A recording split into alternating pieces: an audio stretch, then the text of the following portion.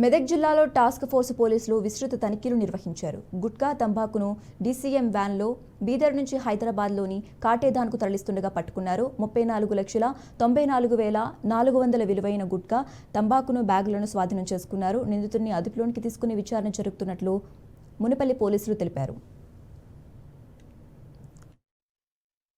Special task force నియమించడం జరిగింది.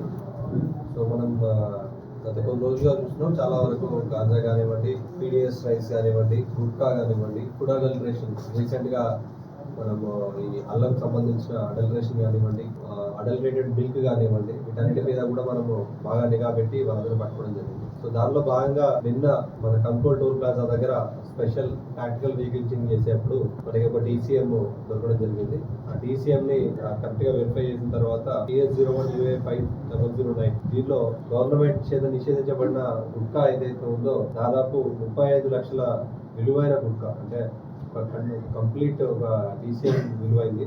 So మొత్తం 16 బ్యాగులు, ఒక్కొక్క బ్యాగ్ లో 52 ప్యాకెట్లో 70 పౌచెస్ ఉన్నాయి. సో ఇదంతా కూడా బీదర్ నుండి తీసుకొచ్చి మన సంగారెడ్డిలో అమ్మడానికి, దాంతోపాటు మిగిలిన దాన్ని హైదరాబాద్లో అమ్మడానికి ఈ అక్రమంగా నిషేధిత ఈ పొగాకు ఉత్పత్తులు ఏదైతే మన ఇది ఉందో వీటిని తీసుకోవడం జరుగుతుంది. సో దీన్ని నిన్న దొరకబట్టి ఈరోజు కేసు చేసి ఈరోజు నిందితుల్ని కోర్టు ముందు ప్రవేశపెట్టడం జరుగుతుంది.